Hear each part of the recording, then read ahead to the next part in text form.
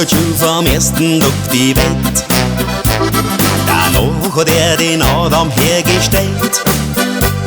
Doch der schaut's wieder den Riesenlor.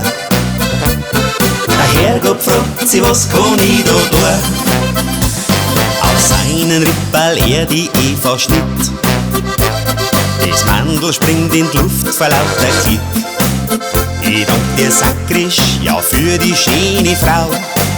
Mein lieber Herrgott, jetzt weiß ich eins genau. Ja, ohne Frauen, da war das Leben noch halb so schön. Ja, ohne Frauen, ich weiß genau, das könnte nicht gehen. Denn im Vertrauen, ganz ohne Frauen, da läuft's auf der Welt nicht rund. Ja, ohne Frau, da bist du als Mann ein armer Hund.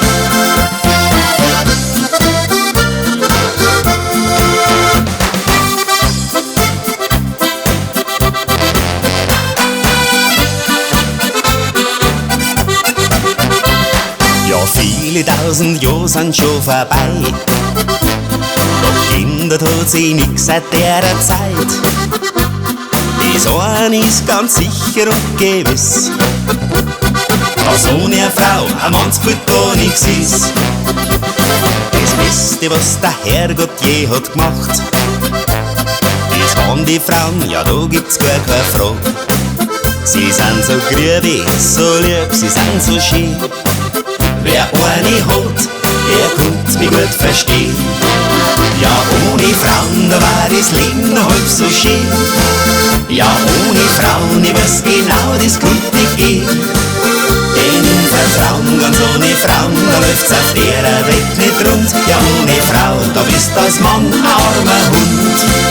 Und die Moral von der schönen Geschichte: ja, ohne Frauen geht es nicht. Ja, nie.